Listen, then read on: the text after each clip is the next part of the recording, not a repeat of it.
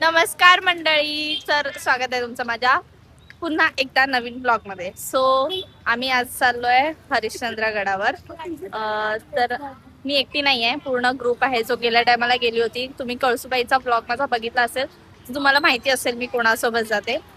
तोच group, not really तोच, थोडे नवीन मेंबर्स ऍड झालेत. आम्ही सगळे चाललोय. आता बस आमची तिकडे थांबली आहे, वसईला आहोत. अर्धे लोक येत आहेत. मान देतो तुला. माझ्या मागे पनवती लावायला याच्यामुळे असं झालं, त्याच्यामुळे तसं झालंय ना.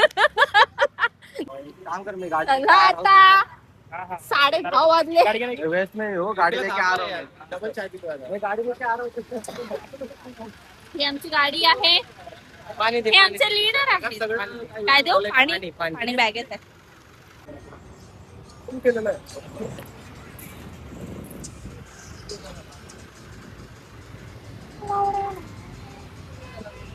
आता आमचा पोलिसांचा मॅटर संपला आणि आमची गाडी बंद पडली.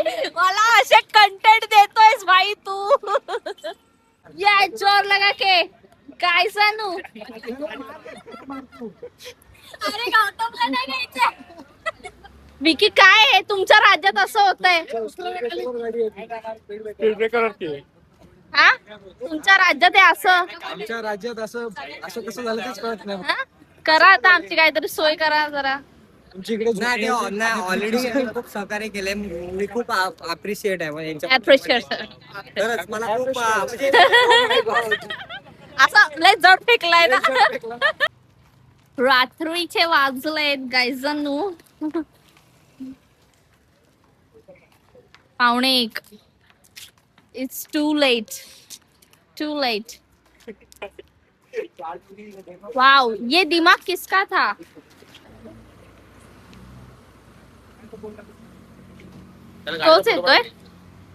तोच येतोय.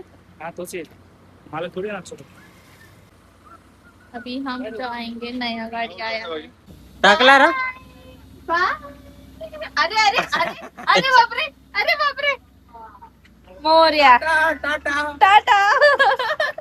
यार आता जोरात नाव घ्या यार. 29 मध्ये आम्ही म्हणजे बाहेर गेलो पाहिजे.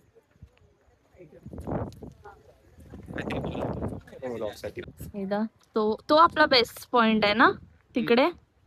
पण त्या साईडला जातो नाही तर तेव्हा ना सगळे माणसं दिसतात आहेत वरती. सरळ ट्रेल तो वॉटरफॉल भारी वाटतोय. हा. तो बघ. तिकडचा ना तो. हा.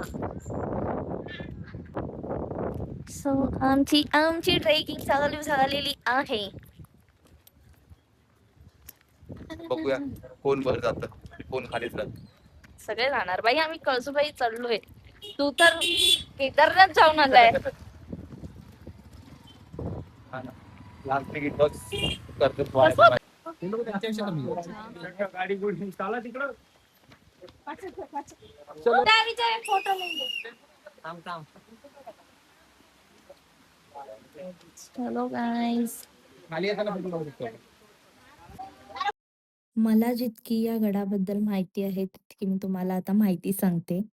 हरिश्चंद्रगड हा समुद्र सपाटीपासून सुमारे 1424 मीटर म्हणजेच जवळपास 4675 फूट उंचीवर आहे. हा गड सह्याद्रीच्या रांगेत आहे.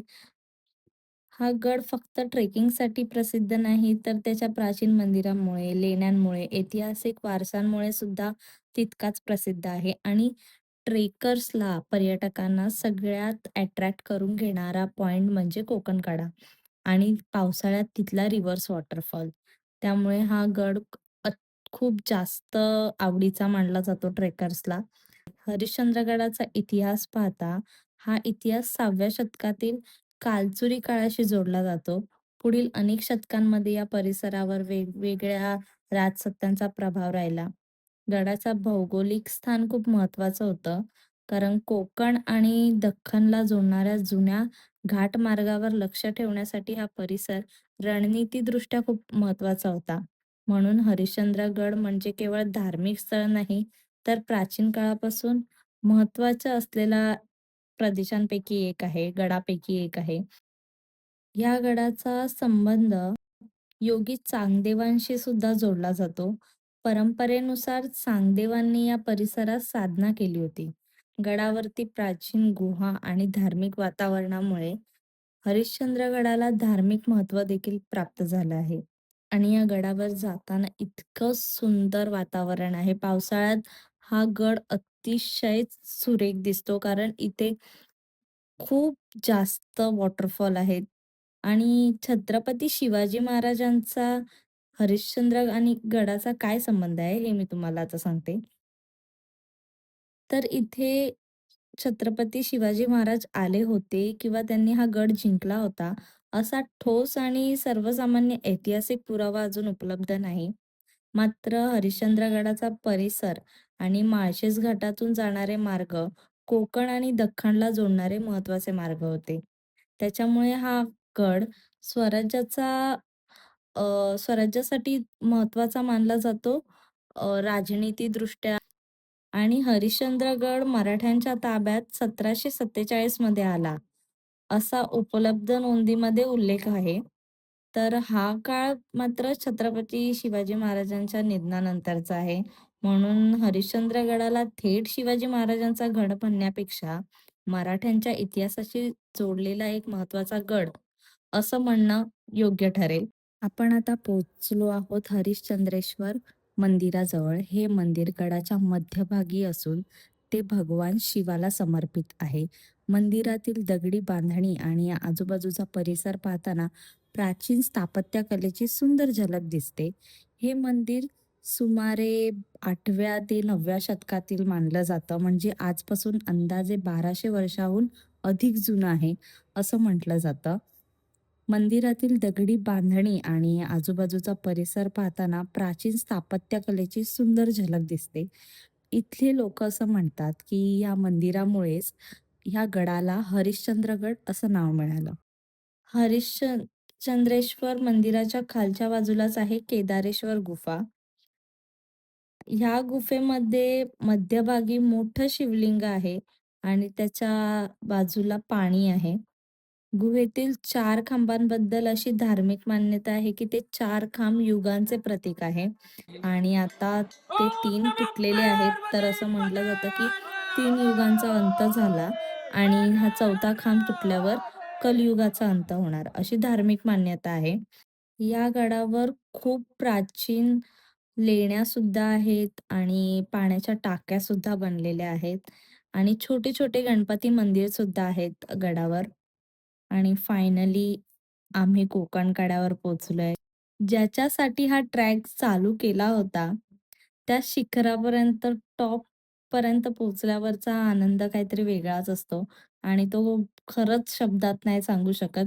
आणि जिथे नजर जाईल तिथे संपूर्ण सह्याद्रीचे डोंगर रांगा पसरलेल्या होत्या आणि मेन अट्रॅक्शन म्हणजे इथला रिव्हर्स वॉटरफॉल, हे फक्त पावसाळ्यात बघायला मिळतं आणि हे निसर्गाचा चमत्कारच आहे, की पाणी उलट्या दिशेने येतं. आणि माझी खरंच सगळ्यांना रिक्वेस्ट आहे, की प्लीज तिथे जाऊन रेनकोट टाक, काहीतरी उचलून टाकूया, की ते रिव्हर्समध्ये येईल असं करू नका.